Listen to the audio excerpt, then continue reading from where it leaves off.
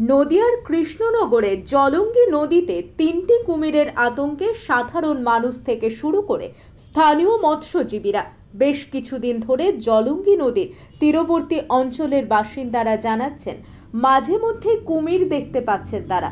বেশ কয়েকবার মৎস্যজীবীরা দেখতেও পান কুমির। স্থানীয় প্রশাসন ও বন দপ্তরকে খবর দিয়ে সুরাহা মেলেনি বলেই অভিযোগ। বন দপ্তর কোনো রকম ব্যবস্থা বা কোনো তৎপরতা দেখাননি বলেও অভিযোগ করলেন মৎস্যজীবীরা। দিনরাত কুমির আতঙ্ক এখন মৎস্যজীবীদের মাথা ব্যথার কারণ।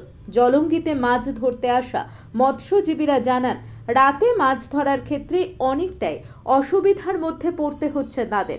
তবে কৃষ্ণনগরের জলঙ্গিতে কুমির আতঙ্কে উদাসীন প্রশাসন। এছাড়াও জলঙ্গি নদীতে যারা স্নান করছেন তারাও অনেকটা ভয়ের সম্মুখীন হচ্ছেন বলেই দাবি করেন। অনেকে আবার কুমিরের ভয়ে স্নান করতে নামতে পারছেন না জলঙ্গি নদীতে। এখন দেখার কবে কুমিরটি উদ্ধার করা সম্ভব হয়।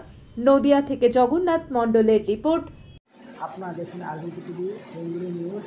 চ্যানেলটা ভালো লাগলে সাবস্ক্রাইব করে সঙ্গে থাকেন আরও নতুন নতুন খবর পাওয়ার জন্য। জলঙ্গি নদীতে হঠাৎ করে কুমির দেখা গেছে, আতঙ্কে রয়েছে প্রত্যেকটা মানুষ। মৎস্যজীবীরা মাছ ধরতে পারছেন না আর নদীতে স্নান করতে আসতে পারছেন না। বিগত দিন দেখা গেছে যে নদীয়া জেলায় বিভিন্ন নদীতে কিন্তু কুমির দেখা গেছে। আপনারা তো নদী তীরবর্তী এলাকা মানুষ, কতটা আতঙ্কে রয়েছে? যেহেতু কথা বলতে আছি, আমাদের একটা কথা আছে, ডাঙায় বাঘ আর জলে হচ্ছে কুমির। এই দুটোই হচ্ছে সবচাইতে হিংস্র। কুমিরের কথা শুনলে মানুষ আতঙ্কে ভোগে, বাঘের কথা শুনলে আতঙ্কে ভোগে। আমরা ছোটোবেলা থেকে জেনে এসেছি কুমির থাকে জলে, সেটা সুন্দর বলে।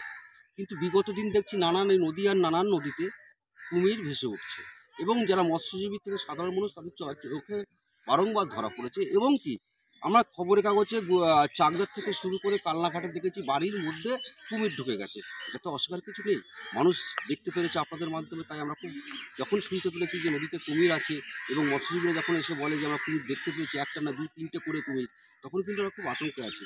এলাকার লোক তারা স্নান করতে ভয় পাচ্ছে, মাছ শিকার করতে পারছে, মৎস্যজীবীরা মাছ ধরতে গিয়ে যেতে ভয় পাচ্ছে। যেহেতু কুমির আছে, কুমিরের কথা শুনলে সবারই গায়ে কাটা লাগে, মৃত্যু ভয় সবার আছে। আমরা খুব আতঙ্কে আছি। আপনাদের মাধ্যমে বন দপ্তরকে বলবো যত তাড়াতাড়ি পারো কুমিরগুলোকে উদ্ধার করে যথাস্থানে নিয়ে চলে যাবে। এখন কি বন দপ্তর আসেনি তাহলে? এখনো পর্যন্ত দেখা যায়নি। আপনার নাম? আমার নাম কৃষ্ণপদ।